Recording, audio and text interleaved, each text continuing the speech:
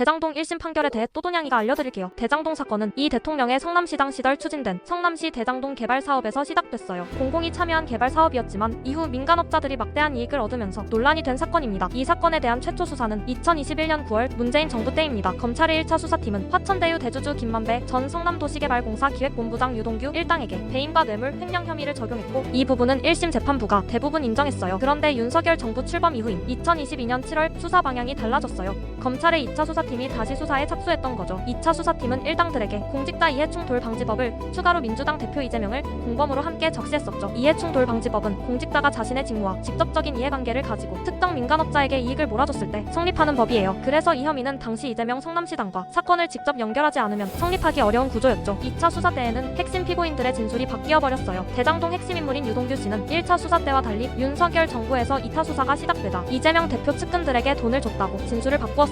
민간업자였던 남욱 변호사와 정영학 회계사도 역시 수사 초기에는 이재명 당시 시장의 개입 의혹을 부인했지만 2차 수사 과정에서 진술을 바꾸었습니다. 그러나 2025년 10월 31일 재판부는 김만배, 정민용, 유동규 핵심 피고인들에게 총 473억 원의 추징금과 징역 8년의 중형을 선고했고 또한 1차 수사팀이 적용한 범죄 구조는 대부분 인정했으며 2차 수사팀이 추가한 혐의는 인정하지 않았어요. 2025년 11월 7일 공판에서 남욱 변호사는 과거 진술은 검찰의 시나리오였다. 정영학 역시 검찰이 허위 진술을 유도했다 라고 다시 진술했답니다. 1심 재판에서 2차 수사팀의 일당들에 대한 이해충돌 방지법 추가 기소는 무죄로 판명했으며 2차 수사팀이 공소당에 적시한 7,780억 원은 인정하지 않았고 성남시의 업무상 배임 범죄 피해액을 1,128억 원으로 인정하였어요. 그리고 이 대통령을 대장동 사건의 범죄 구조와 직접 연결하려 했던 검찰의 시도는 대장동 사건 1심 재판 범위 내에서는 인정되지 않았으며 해당 판단은 검찰의 항소 포기로 확정됐습니다. 이것이 대장동 사건 1심 판결이 보여준 핵심 흐름입니다. 또또냥이는 똑똑한 사람이 대통령이 된다는 것을 두려워하는 사람들이 있구나라는 생각이 들었어요. 여러분의 생각은 어떠세요?